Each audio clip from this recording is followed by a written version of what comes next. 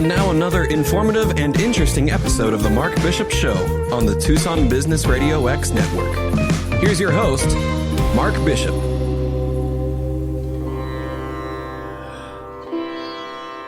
I've always wondered what the real story behind Hinduism's impact on the Beatles turned out to be. Seeking Enlightenment with the Beatles guru Susan Shumsky. That's www.drsusan.org. Author of Maharishi and Me. Welcome, Susan. Oh, I'm so glad to be here with you today. You were under the tutelage of Maharishi for 22 years and was on his personal staff for 6 years. You're not giving away any trade secrets now, though, are you? Actually, in my book, Maharishi and Me, I tell all. Well, the new motion picture Yesterday puts the spotlight once again on the music of the Beatles. Those Liverpool mop tops, I mean, I absolutely loved them. Their songs dominated radio airtime in the 60s, and like millions and millions of others, Susan, I can remember when they came to Melbourne, my hometown in Australia. They stayed at the Southern Cross Hotel, and it was packed. It was absolutely a zoo all around the city of Melbourne at that time. I can imagine. Yeah, everywhere they went. I can vividly remember being a young lad there, growing up, listening to their music like others. I mean, when you first met them, was it exciting? Oh, actually, I never met the Beatles personally. You didn't? I did not. I thought you did. That's okay. But Mark, John, Paul, George, Ringo, they first met the Maharishi in 67, right? But they were fascinated by the guru and the transcendental meditation. That in 68, they visited his spiritual training camp in Rishikesh, is it? Is that how you pronounce it, in India? Right, in Rishikesh, yes. In fact, the Beatles did go there in February of 68. Ringo stayed for 10 days. Paul stayed for 5 weeks. John and George stayed for 2 months. Wow. Well, where I got confused was because I thought you were the personal assistant to him, so I thought you would have bumped into them at one time or another, you know. Well, they weren't there very long, and I was on Maharishi's personal staff. Right. Starting from 1970 onwards. Is it fair to say, Susan, that most people fail to realize that many of the songs never would have happened if the Beatles had not come under the influence of the Indian spiritual leader, Maharishi, Mahesh Yogi, founder of the Transcendental Meditation? That's very true, because when the Beatles were in India, they wrote approximately 40 songs, and 30 songs ended up on what's called the White Album, which is actually, the real name is The Beatles, is the name of the album. Right. So yeah. How did the Beatles first connect with Maharishi and become involved in transcendental meditation in the first place? Well, it was Patty Boyd, who was George Harrison's wife, and she learned TM in February of 1967 after she saw an ad in the Times of London. She was very interested in the whole idea of meditation, and she had amazing experiences. It changed her life. So when she told George about it, her husband, George Harrison, he said, well, I want my own mantra. So what he did was got tickets for the Beatles to visit Maharishi's lecture that he was giving at the Hilton Hotel, August 24th, 1967. And they all came except for Ringo, who was in the hospital with his wife, who had just had a baby. But the other Beatles met Maharishi backstage after the lecture, and they were very favorably impressed by Maharishi. And they expressed to him that they had been seeking a very spiritual experience, a highly spiritual experience for a long time, but they tried to do it through LSD and other psychedelic drugs, but that wasn't really working out for them. And so Maharishi invited them to learn transcendental meditation, and the Beatles wanted to learn directly from Maharishi. So he said they could come to this retreat that he was doing in Bangor, North Wales, which would be starting the very next day. They would have to travel up on the train with him. Right. So that's what they did. They went on this train and the Enlightenment Express. They went up to Bangor, North Wales. Right. And that's where they learned to meditate. They were going to stay at the retreat for 10 days, but they ended up staying only a couple days because, unfortunately, on August 27th, that's when Brian Epstein died. So Right. they had to rush back to London for his funeral. So from your perspective, Susan, how were Maharishi and Indian culture able to influence their music at that time, do you think? Well, as far as the music, it was the movie Help, where George Harrison first encountered Indian instruments such as the sitar. Mm-hmm. They played in the film for maybe about, these Indian musicians played for probably about 3 or 5 seconds in the movie. But they were on set, and George was very interested in these instruments. And not too long after that, he sought out Ravi Shankar, who was the most famous Indian musician at that time. Yeah, beautiful sitar player, yeah. Oh, yeah, beautiful. And so he studied with him, and he tried to master the sitar, not really very successfully. But he did, the sitar ended up first on the song Norwegian Wood. Yes, I remember that. That was the first pop song ever, a rock song ever, to have a sitar in it. And that was the beginning of what was called raga rock. Ah, okay. So what do you think the meaning of such songs as Revolution and Blackbird mean then?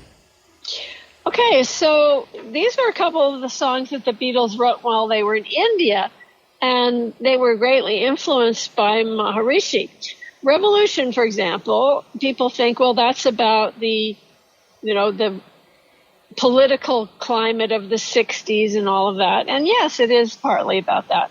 But mainly it's about something called the Maharishi effect. Maharishi used to always say that in order for the forest to be green, the trees must be green.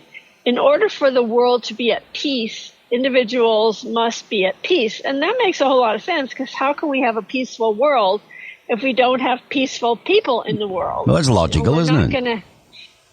And so Maharishi believed that in order to create world peace, what he needed to do is get as many people as possible to meditate, because then they would vibrate peaceful vibes into the atmosphere. Right. So what he did is he sent hundreds of meditators to war-torn areas and crime-ridden areas, and he would have them meditate in large groups together. And then he would have his scientists do statistical studies. And he found out that the crime rate would go down and the war would subside during the time that people would meditate in large groups in these areas. Wow. And he believed that really you only need a small percentage of the population to meditate together in order to create world peace. So this was called the Maharishi effect. And in the song Revolution, John sings, you say it's the institution, but you better change your mind instead. And that's what he talked about. And he talked about that a lot, right. John Lennon. Not just in this song, he continued to talk about it years and years after that, about the idea of changing your mind is the only way that we can change the world. Right. And he got that from Maharishi. So there you go. I mean, I think Lennon was ahead of his time, certainly. Oh, definitely, yeah. Let me ask you this. I mean, I think you've touched on it really already going back for Epstein's funeral, but what are the reasons the Beatles left Maharishi in a huff? I mean, did it involve, the story of Mia Farrow, another of his followers in any way at all? Well, it really had nothing to do with Mia Farrow, because Mia Farrow left India, by the way, very happy, very pleased, right. No resentment or anything. She left India on March 7th because she had to get back to the West. She had to go to London to star in this movie called The Secret Ceremony with Elizabeth Taylor. So she had to leave, and she left. No big deal. That was a month before John and George left, and it had nothing to do with their leaving. There were 3 main reasons why John and George left India in a huff. And one of those reasons had to do with a film deal gone south. Oh. And that is that the Apple Corps and Neil Aspinall and the Beatles they wanted to do a film about Maharishi and TM and Maharishi's guru. Right. And Maharishi gave them exclusive rights to do this film. But unfortunately, he had given exclusive rights to someone else previously. Oh, that's not and nice. That was Four Star Productions of Hollywood. Right. And they arrived in the ashram on April 4th with a signed contract and a lawyer stating in that contract that they had the exclusive rights to film Maharishi for the next 5 years. Right. Well, the Beatles wouldn't have been happy with that, yeah. Then their film crew showed up in Rishikesh, the 4-star film crew, not the Apple film crew. No. Because even though the Beatles had told them to come back and start filming, they hadn't gotten there yet. They were actually in New Delhi. But the 4-star film crew showed up. And one morning, it was the morning of April 10th, when John Lennon opened the door to his bungalow, and he was bleary-eyed and bedheaded, and he opens the door, and what does he see in front of him in the courtyard? A cameraman and a director. And the camera pointed at him, and the director yelling, "Action!" Right. And so George, knew nothing about it. George, they knew nothing about this other film. And they got infuriated. They refused to leave their rooms. They would not go to the lecture hall where the cameras and the lights were set up. And then they began to think about how they felt Maharishi had been using them, starting with the record that Maharishi produced, which on the cover it said the spiritual teacher of the Beatles without their permission. Right. And also Maharishi had told ABC over and over again that he was going to do a special for them with the Beatles, and the Beatles kept saying, "No, we're not going to do that." Well, I'm surprised at somebody like the Maharishi doing that. But anyway, I mean, do you think... I read somewhere else that part of the problem, as far as the Beatles were concerned with the Maharishi, what may have been their towering expectations that included the secret of life, astral magic, maybe supernormal powers, physical immortality, global peace. I mean, all of this in a short time, like a month? Yeah, they definitely were very unrealistic in their expectations about what they would get, and also unrealistic expectations about Maharishi thinking that he was a god or something. Right. He was just a meditation teacher, and that's what he told the Beatles. He said, "Don't treat me like a god. I'm not a god. I'm just a meditation teacher."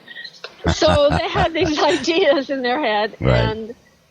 and so, when you have ideas like that and you put someone up on a pedestal, eventually they're going to fall off the pedestal. This podcast interview is with Susan Shumsky. If you'd like to look at her website, God, there's a lot of stuff on it, I tell you. I spent hours on the thing, www.drsusan.org. She's the author of Maharishi and Me, Seeking Enlightenment with the Beatles Guru. You've written some, 17 books, spent more than 50 years teaching thousands of people meditation, prayer, affirmation, and intuition. Where have you traveled? Give me an idea globally. Oh, I've traveled a lot globally to many different places because I also have a travel company, and I take people to sacred destinations worldwide, and also that's lovely. We do these cruise ship seminars. Really? I do holistic seminars on board cruise ships. So, for example, my next one is called the UFO cruise, and that'll be coming up in October. Really? Interesting. Yes. Interesting. I'd like to learn a lot more about that, I'll tell you now. But, one doesn't link cruise shipping with holistic... but why not? I mean, it's not as if it's anything unusual, right? Well, yeah, it is kind of unusual that we do have these seminars on the ships, but it's very relaxing to be on a cruise ship. So kind of like you're being rocked all the time on the waves of the ocean. It's when you peaceful, talk about nice. sacred places, Susan, around the world, it's unique. Yeah. It's rather niche travel there. I do trips to down under, to Australia. I take small groups of people that really want to see Oz and New Zealand because I'm from down under, of course. So I can relate to that. But give me an idea of a couple of examples of where you would take people to these sacred places. I mean, does it automatically include shrines and what have you? Give us a sample.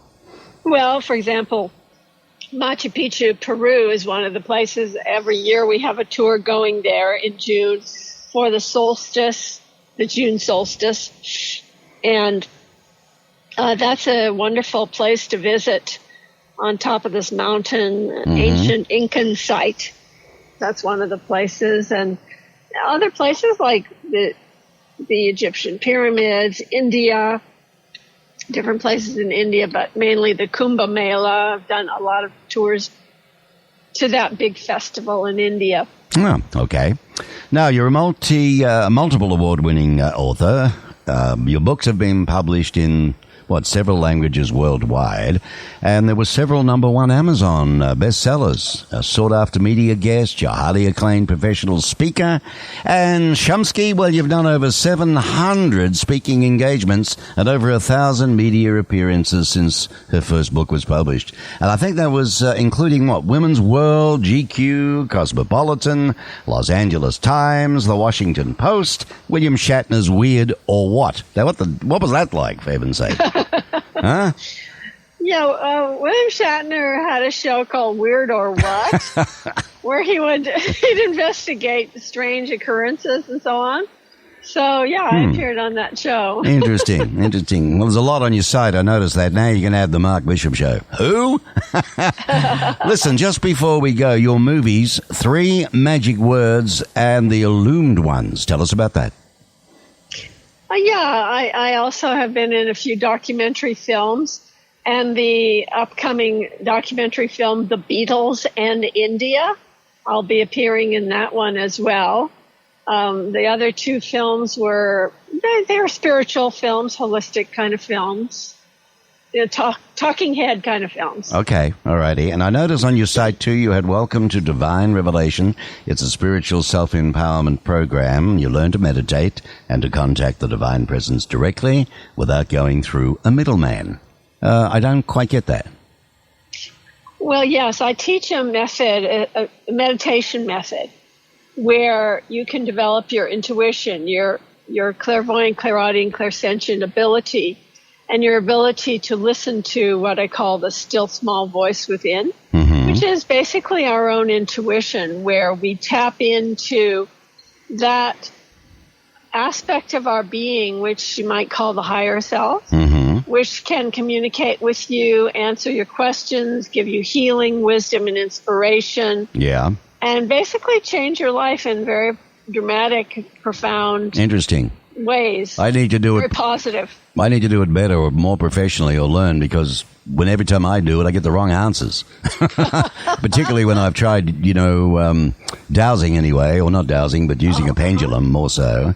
Yes, a pendulum per se, but that's still called dowsing, isn't it, regardless? It is, yeah. As a matter of fact, one of my books teaches dowsing, my book called The Power of Auras. The Power of Auras. How to use those tools, those intuitive tools. Well, this is it. Clearly. This is it. And heal any blockages standing in the way. Anyone can do it. I mean, we're all spiritual. What's your take on UFOs, Susan? As a matter of interest, I just thought I'd throw this in left field. I mean, I've been watching documentaries lately where even stuff that was classified has now become, open to the world. And, I mean, can we really honestly believe that we're it? Well, it'd be kind of silly for us to think that we're the only planet in the universe. The universe is a really big place. yeah, but I mean, with real life and so on and what have you. But have you seen any yourself? No, I've never seen a UFO. I don't really have any desire to see UFOs in particular. Interesting take on that. On one of our tours to Peru, there was a UFO that came by. when we were on Amatani Island in Lake Titicaca. So yeah, I take that back. There was one seeming UFO light in the sky that was acting very strange. One time. So one can manifest the deepest heartfelt desires and fulfill one's divine purpose and destiny. I think if more people really knew what the devil they were meant to be doing and why they're here, instead of, I think that's one of the biggest questions there is. Can a lot of this stuff be undone with transcendental meditation? Well, okay. First of all, I don't practice transcendental meditation. I used to when I was in the ashram for over 2 decades, and I studied with Maharishi and all of that. But now I teach another form of meditation that's called divine revelation that I personally liked it better, so I started teaching that instead of TM. Can you define it for me? Can you just, help me to understand what's the difference between the two? Right. And by the way, transcendental meditation is a great technique, and I still tell people to do it. I advise people to practice it, particularly if they are beginners. So transcendental meditation uses a mantra, which is a sound, ancient sound from India that you use in your meditation that helps you to go very deep within and to get into a very relaxed, quiet, peaceful state that we call transcendental consciousness. And in India, they call it samadhi. They call it nirvana in the Buddhist tradition. They call it satori in the Zen Buddhist tradition. So by using this mantra, it helps you to get into that expanded state of consciousness that's very profound and deep.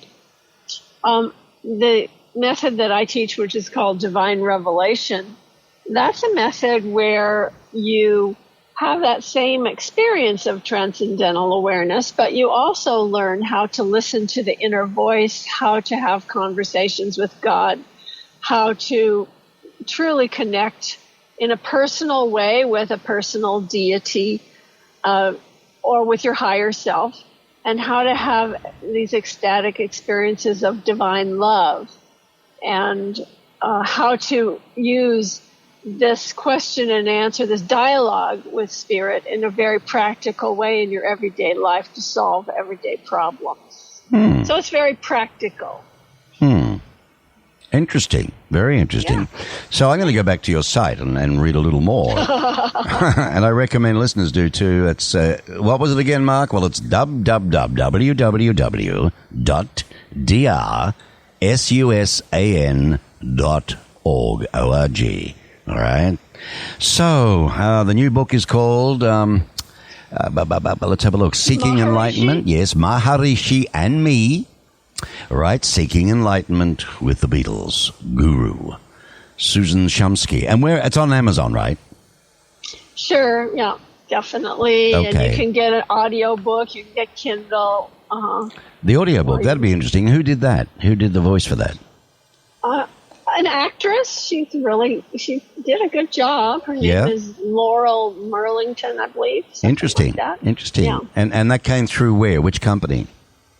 Brilliance Audio. Brilliant Audio. They're online, are they? I could look them up? Yeah, absolutely. Well, you can, on Amazon, you can get an MP3, you can get CDs, you can get the hardbound book. There's several Kindle, you can get all those types of different media in order to read the book. No, I'd love to get into that business myself. That's why I'm asking. I'd like to read a book or two. So yeah, it's great. I love audiobooks. Audiobooks, right? Them in the car. Brilliant Audio, it's called, is it? Brilliance Audio. Brilliant Audio. Brilliance Audio. All right, Susan, thank you so much for taking some time out, and it's been a pleasure speaking with you on the Mark Bishop Show. And keep an eye out. You never know what you're going to see out there in life, right? That's for sure. Thank you, Susan. Take care. Thank you. Bye-bye now. Bye. Bye for now. The lovely lady, Susan Shumsky. I trust you enjoyed that. And we're going to find out more interesting people, by all means. I love interviews like that. So if you know anybody that you really feel would be great to be interviewed, let me know, will you, here at the Mark Bishop Show? It's easy to do. I'm online. And send me an email, mark@themarkbishopshow.com.